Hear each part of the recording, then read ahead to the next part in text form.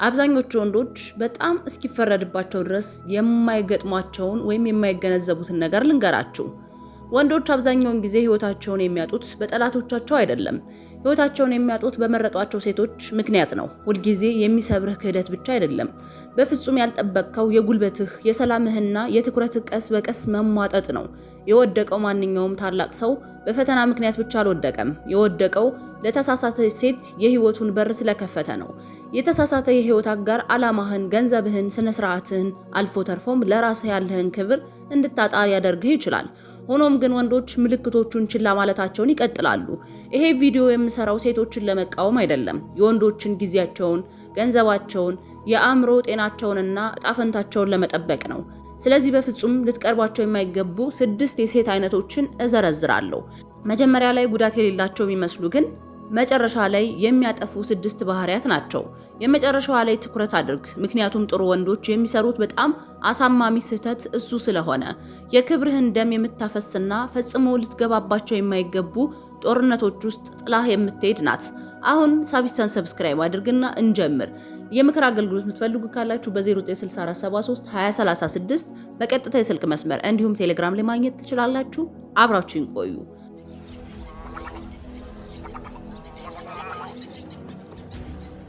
አንደኛዋና የመጀመሪያዋ ለትኩረት የተጠማች። የመጀመሪያዋ አይነት ለትኩረት የተጠማችዋ ናት። የሷ እውነተኛ ፍቅር አንተ አይደለህም። የምትመካውና የምትኖረው በሰዎች ጭብጨባ ነው። በላይክ በሰዎች አድናቆትና በማታውቃቸው ሰዎች እይታ ላይ ትመካለች።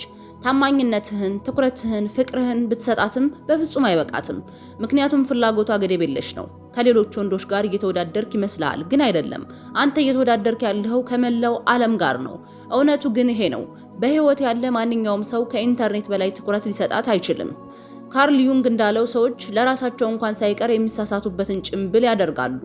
የሷ ጭምብል ፊቷ ሳይሆን ተመልካቾቿ ናቸው። ወንድሜ አንተም በህይወቷ ውስጥ እንደ አንዱ ተመልካች ከሆንክ ገና ከመጀመሪያው ተሸንፈሃል። መጀመሪያ ላይ ጉልበቷ ማራኪ ስለሆነ ያስደስተሃል። ነገር ግን ብዙም ሳይቆይ እያንዳንዱ የግል ጊዜያችሁ የህዝብ እንደሚሆን ትረዳለህ። እያንዳንዱን ትዝታ ለባድ ሰዎች ተብሎ የተቀነባበረ ይሆናል። ሰላምህም ለሰው አድናቆት ሲባል ይሸጣል። ለዚህ ነው ብልህ ሰው ገና በጊዜ ገደብ የሚያስቀምጠው። የሷ ፍላጎት በገዛህ ቁጥር ነፍስህን በረሃብ ታስቀራታለች። ወንዶች የሚሳሳቱት ይሄንን ሱስ እንደ ስብዕና ስለሚቆጥሩት ነው። ጊዜያዊ ይመስላቸዋል፣ ግን አይደለም። የነዳጅ ያህል ነው። ነዳጁ ሲያልቅ የሷን ፍላጎት አብሮ ያልቃል። ሁለተኛዋ ጥቅመኛዋ ናት። ቀጥሎ ጥቅመኛዋ ሴት ናት። ወንድሜ እሷ አንተን አታይም። የምታየው የምትሰጣትን ነገር ነው። የምታጠናው ቦርሳህን እንጂ ማንነትህን አይደለም። የምትወደው አኗኗርህን እንጂ ካንተ ጋር ያለውን ህይወት አይደለም። እውነቱ ግን ይሄ ነው። ሌላ ሰው ካንተ የተሻለ ነገር ሲያቀርብላት አንተ ታሪክ ትሆናለህ። የምታውቀው ስለ ዓላማ ሳይሆን ስለ ሳምንቱ መጨረሻ እቅድህ ስትጠይቅህ ነው። እያንዳንዱ ወሬ ወደምትገዛው ነገር እንጂ ወደምትገነባው ማንነት አይመለስም። ካንተ ጋር ያለችው ማንነትህን ወዳ ሳይሆን የምታወጣውን ገንዘብ ፈልጋ ነው። ገንዘብ ሲያቆም ፍቅሯም ይቆማል። ሴኔካ ከብዙ ዘመናት በፊት እንዳስጠነቀቀው በከንቱ ተድላ ውስጥ የሚዘፈቅ ሰው ራሱን ባዶ ያደርጋል። ለጋስ በመሆንህ የምታገኛት ይመስልሃል፣ ግን እያደረግክ ያለኸው ታማኝነቷን መከራየት ነው። ኪራይ ደግሞ ሁልጊዜ ያበቃል። ልግስና ክብር ነው። ነገር ግን ልግስና ለመግቢያ ዋጋ ሲሆን ያ ግንኙነት አይደለም፣ ንግድ ነው። ፍቅር ንግድ ሲሆን ደግሞ አንተ እግር ያለህ የክሬዲት ካርድ ብቻ ነህ። ቀጥሎ በሶስተኛ ደረጃ የምትመጣው ደግሞ የከፋችዋ ናት። ምክንያቱም ዋጋዋ ገንዘብ ሳይሆን ሁከት ነው። ሶስተኛዋ የመዝናኛ ሴት ናት። መጀመሪያ ላይ ደስ ትላለች፣ ግን መጨረሻዋ አለመረጋጋት ነው። እሷ የሌሊት ናት። አዲስ መጠጥ፣ አዲስ ሰውና አዲስ ወሬ ፍለጋ ትባዝናለች። ራስህን አታታል። አንተ ለሷ መልህቅ አይደለህም። አንተ መጠባበቂያ ብቻ ነህ። መጀመሪያ ላይ ከሷ ጋር ስትሆን ህያው እንደሆንክ ይሰማሃል። ደስታውና ድምቀቱ ያውርሃል። ነገር ግን ሌሊቱ እየረዘመ ሲሄድ ወሬዋ ግልጽነት ያጣል፣ ምክንያቶቿም ይዳከማሉ። በድንገት ከሌሊቱ 9 ሰዓት ላይ ለምን ስልኬን አታነሳም ብለህ ኮርኒሱን እያየህ ትጨነቃለህ። መልሱ በጣም ቀላል ነው። አንተ ቅድሚያ የሚሰጥህ አይደለህም። ቅድሚያ የምትሰጠው ለአኗኗሯ ነው። አዲስ ነገር መድኃኒቷ ነው። ዶፓሚን ደግሞ አቅራቢዋ ነው። መረጋጋት ለሷ እንደ እስር ቤት ይከብዳታል። ዩንግ ከራስ ማንነት መሸሽ ይለዋል። ያላትን ባዶነት ለመሸፈን የውጭውን ብልጭልጭ ትከተላለች። አንተ ግን የሌሊት ክለብ ጥበቃ ልትሆን አይገባህም። የመጣኸው ለመገንባት እንጂ ሕፃን ለመጠበቅ አይደለም። ሁከትን ሰላም ላድርገው ስትል ሰላም አታገኝም፣ ይልቁንም ቂም ይተካዋል። አንዳንድ ጊዜ ሁከት ድምጽ የለውም፣ በፈገግታና በተረጋጋ ሁኔታ ሊመጣ ይችላል። አራተኛዋ ራስ ወዳዷ ወይም ደግሞ ናርሲስቷ ሴት ናት። ከሷ ጋር ሁሉም ነገር ስለሷ ነው፣ ስለ ፍላጎቷ፣ ስለ ታሪኳ፣ ስለ ስቃይዋ ነው። ያንተ ስቃይ ለሷ አስቸጋሪ ነው፣ ያንተ ህልም ደግሞ እንደ ተራ ድምጽ ነው። መጀመሪያ ላይ እንደ ትልቅ ስጦታ ትታያለች። በራስ መተማመን ያላትና ማራኪ ትመስላለች። ብዙም ሳይቆይ ግን አንተ በህይወቷ ውስጥ አጋር ሳትሆን መስታወት እንደሆንክ ትረዳለህ። መስታወት ደግሞ አይወደድም፣ ጥቅም ላይ ይውላል እንጂ። መጠቀሚያ ብቻ ትሆናለህ። ሲያስፈልጋት ትጠፋለች። እሷ ትኩረት ስትፈልግ ግን ሁሉንም ነገር ትተህ እንድትገኝ ትፈልጋለች። ይቅርታዋ ይቅርታ ሳይሆን መሳሪያ ነው። እንዲህ ስለተሰማ አዝናለሁ ትላለች። ለአንተ ስህተት ትልቅ ትዝታ አላት፣ ለራሷ ስህተት ግን ትዝታ የላትም። የበደለችህን ሁሉ ትረሳዋለች። ሁልጊዜ ጥፋተኛ የምታደርግህ አንተን ነው። ስቶይኮች ከአምባገነኖች ጋር በፍጹም አትከራከሩ፣ ጉልበታችሁን ንፈጓቸው ይላሉ። ማኪያቬሊ ደግሞ በቁጥጥር ስር ለመኖር ከሚፈልግ መሪ ምህረትን አትለምን ይላል። በእሱ ዓለም አንተ ሰው አይደለህም፣ ነዳጅ ነህ። ነዳጅ በሰጣህት ቁጥር ደግሞ አንተነትህ እየጠፋ ይሄዳል። ለዚህ ነው ከናርሲስት ጋር ሰላም መፍጠር የማትችለው። ወይ ድንበር ታበጃለህ ወይ ትተሃት ትሄዳለህ። በፍጹም አትቀይራትም። ካልሆነ ግን ባዶ ብርጭቆ ለመጠጣት እየሞከርክ በጥም ትሞታታለህ። እሷም ችግሯ አይታያትም፣ ምክንያቱም በሽተኛ ናት። አምስተኛዋ አመንዝራዋ ሴት። ለብዙ ወንዶች እሷ እንደ ጀብዱ ትታያለች። ነፃ የሆነች የምታስደስትና አንዳች ነገር ያላት ናት። ነገር ግን ዛሬ ስሜት የሚመስል ነገር ነገ ወደ ባዶነት ይቀየራል። ለምን? ምክንያቱም ድግግሞሽ አእምሮን ይቀይረዋል። እያንዳንዱ ጊዜ ግንኙነትን እንዴት መላቀቅ እንዳለባት እንጂ እንዴት መጣበቅ እንዳለባት አያስተምራትም። ተሰማኝ፣ ተደሰትኩ፣ ወጣው የሚል ልማድ ይገነባል። ከዚያ በኋላ ጥልቀት ያለው ፍቅር ይከብዳታል። አዲስ ነገር ብቻ ሰላም ይሰጣታል። ለዚህ ነው ቃል ኪዳን ለሷ እንደ ሰንሰለት የሚታያት። በመጨረሻ ያንን ሰንሰለት መስበሩ አይቀርም።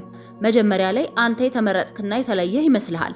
ግን ብዙም ሳይቆይ የጥርጣሬ መንፈስ አእምሮህን ይረብሸዋል። ስለ ሌሎቹ ታስባለህ፣ በታማኝነቷ ትጠራጠራለህ።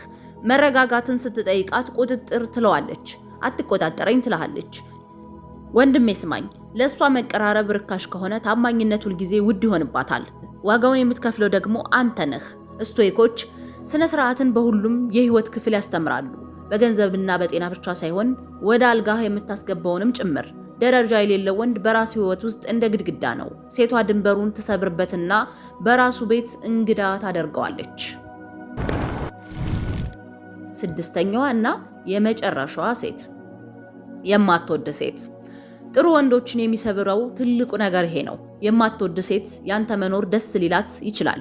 ስጦታዎችን ልትቀበል ትችላለች። ለምቾቷ ስትል ልታቆይ ትችላለች። ግን ከውስጧ አትወድህም። እውነቱ ደግሞ ይሄ ነው። ምንም ያህል ብታሳምናት፣ ብትከተላት፣ ብታረጋግጥላት ይህንን በፍጹም አትቀይረውም። ለወራት ልትታገል ትችላለህ። ክብርህን ልትሰዋ ትችላለህ። ነፍስህን ልትሰጣት ትችላለህ። ግን አሁን ካልወደደችህ በፍጹም አትወድህም። መጽናናት ክብር ይመስልሃል፣ ግን አይደለም። ጥረት መስሎ የቀረበ ራስን መክዳት ነው። ትመለሳለች፣ ትለወጣለች ብለህ ታስባለህ። አትመለስም። እሷን ለማግኘት በታገልክ ቁጥር እሷን ለማቆየት የበለጠ ትታገላለህ። ወጥመዱ ይሄ ነው። የወንዶችን እድሜ የሚበላው አዙሪት ይሄ ነው። ዩንግ እንዳለው ያልተገነዘብከውን ነገር እስካላወቅክ ድረስ ህይወትህን ይመራዋል፣ አንተም ዕጣ ፈንታ ትለዋለህ። እዚህ ጋር የሚሆነው ይሄ ነው። እውነታውን ለመቀበል ባለመፈለግህ የምትከፍለው ዋጋ ሰላምህን፣ ዓላማህን፣ ክብርህን ነው። የማትወድ ሴት ፍቅርን ለማግኘት የምታጠፈው እያንዳንዱ ደቂቃ ከወደፊት ላይ የተሰረቀ ጊዜ ነው። ወንድሜ ጥለህ በመሄድ ራስህን አክብር። ትክክለኛዋ ሴት ተፈጥሯዊ መሆን ለሚገባው ነገር እንድትለምን አታደርግህም። አንተ እንደመረጥካት እሷም ትመርጣለች። ይህን ተረዳ። ይህን የምነግርህ እንድትመረር ሳይሆን እንድትጠበቅ ነው። ምክንያቱም የተሳሳተች ሴት ከገንዘብ በላይ ዋጋ ታስከፍልሃለች። ትኩረትህን፣ እድገትህን፣ ዓላማህን ታሳጣሃለች። ይሄ ሴቶችን ስለመጥላት አይደለም፣ ወንዶችን ስለማዳን ነው። አንተን ስለማዳን ነው። ሰላምህ ውድ እንደሆነ፣ ዓላማህ የማትደራደርበት እንደሆነና ጉልበትህ የተቀደሰ እንደሆነ ለማስታወስ ነው። ሰውነትህን ገንባ፣ ገቢህን አሳድግ፣ አእምሮህን ሳል፣ ዓላማህን አጥብቅ። ያንን ስታደርግ አንተ አማራጭ መሆንህን ትተህ ተመራጭ ትሆናለህ። እውነቱ ቀላል ነው። ትክክለኛዋ ሴት ዓላማህን አታሳጣህም፣ ይልቁንም ታባዘዋለች። ስለዚህ የሚያሟጥጥህን መከተል አቁም፣ የሚገነባህን መምረጥ ጀምር። ወንዶች ከወደቁበት የሚነሱት በዚህ መንገድ ነው። አንተም ከወደቅክበት የምትነሳው በዚህ መንገድ ነው። ውድ የሳቢሳ ቤተሰቦች የዛሬው የሳቢሳ ፕሮግራሜ ይህን ይመስላል። ለሳቢሳ ሚዲያ አዲስ ከሆናችሁ ሰብስክራይብ ማድረጋችሁ እንዳትረሱ። የምክር አገልግሎት የምትፈልጉ ካላችሁ በ096473 2036 ላይ መደወል እንዲሁም ቴሌግራም ላይ ማግኘት ትችላላችሁ። መልካም ጊዜ